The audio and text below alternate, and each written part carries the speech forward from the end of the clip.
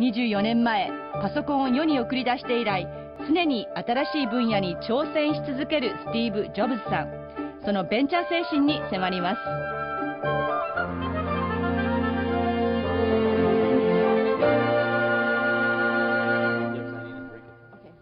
Fine, that's fine. Mr. Jobs, or Steve, thank you very much for joining us today. Sure, thanks for inviting us. It's been nearly 30 years since you've started Apple. Yeah, I'm an old man in this industry. Did you ever want to give up? Did you ever think of giving up? Oh, there were moments where it was pretty tough.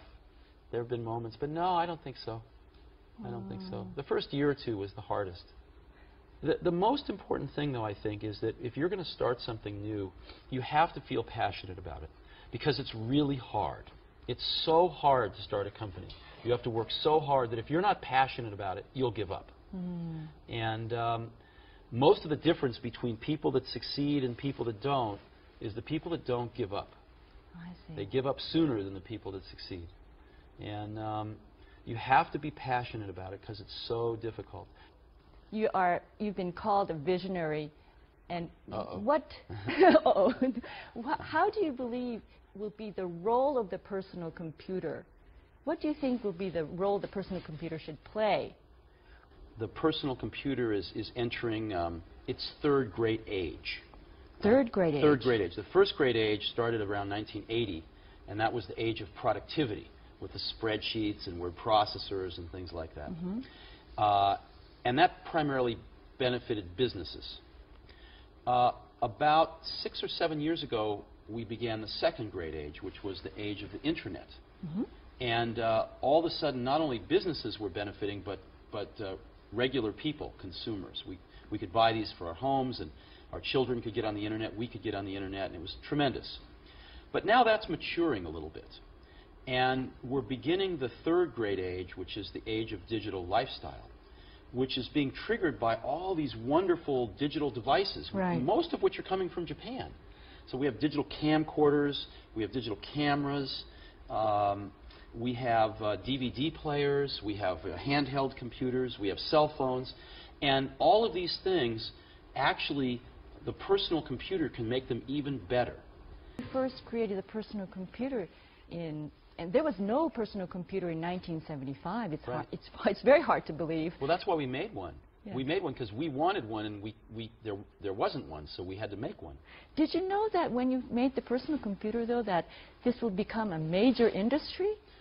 I mean, did you know like this? No. It took about a year before we started to sense it. I had a partner named Steve Wozniak, who's a brilliant guy, and he did most of the engineering on the original Apple I and the Apple II. And after about a year, we showed it to we just made it for ourselves. And we showed it to our friends, and they all wanted one. And so we were busy making these computers by hand for our friends, and it was taking all of our life, all of our spare time. And so we decided we better manufacture 100 of these to get, so that we can not have to spend the rest of our lives making them for our friends. And that's how we got into this. We didn't think about starting a company. We were just doing it for ourselves, and then our friends, and then the circle got bigger and bigger and bigger. Now there's 25 million people. So you were having fun? Oh, yeah. We've always had fun doing this. So many young people are aspiring to become, startup venture, venture companies and emulate something like Apple for themselves. And sometimes people come to me and say, I want to start a company. And I say, why? They say, oh, I want to make lots of money. I say, forget it. That's not a good enough reason. You will not, most likely you will not succeed. Most people that have started companies because they want to make lots of money, I haven't seen very many of those succeed. The ones that succeed are people that come, sometimes they don't even want to start a company. They just have an idea that they want to get out, express out into the world. And oftentimes they have to start a company because nobody else will listen to them. Think different is easy to say. I mean, it's just 2 words. It's easy to say, but much harder to do. But it's a company of 10,000 people. How do you permeate the message throughout all the employees? What do you say to them? Well, you permeate it by example, ultimately. And in other words, when something's not quite good enough, do you stop and make it better, or do you just ship it? You know, and everybody watches to see how the senior management makes those decisions. And what we've tried to do is stop and make it great before we ship it. When we have problems, stop and fix them. And by example, you can say anything you want, but everybody watches very carefully when you're in a difficult situation, what decisions you make, what values you have. I mean, there are so many Japanese companies who are now trying to rejuvenate themselves, trying to instill a sense of sort of adventure spirit in their companies. And they would like to know how you do it. And, you know, it's probably it's probably not easy to do.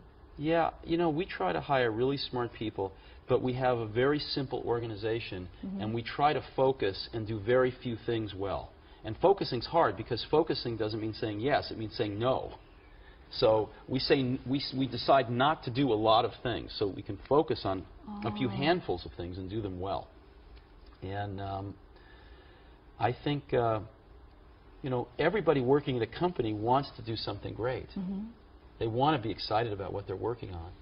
And they want to be recognized for it if they do a really great job.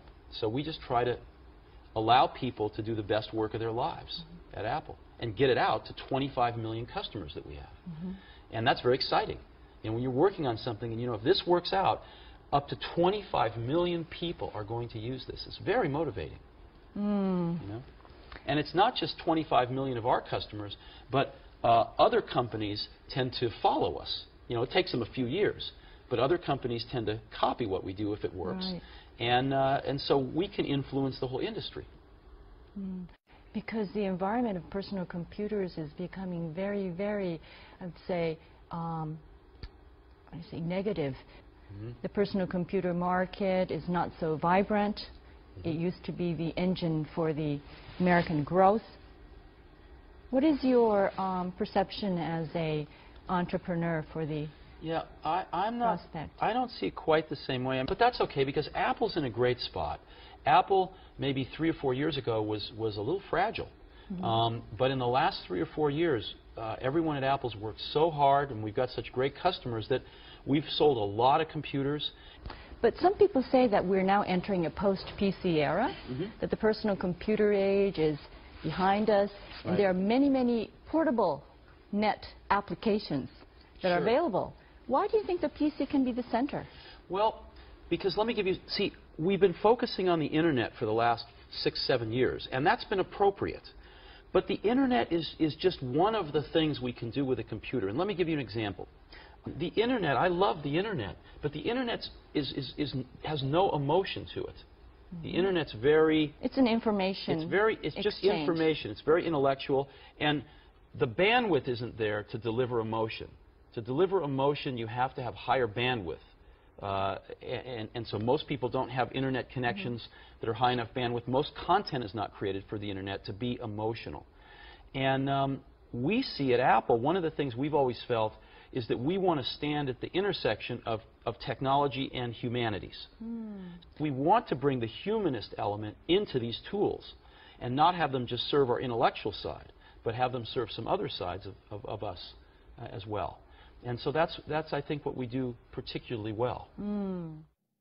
Why do you think you need to put emotion into it now, though? There's a lot of forces in life that tend to funnel us down into this institutionalized path, and where people, you know, where people sometimes forget that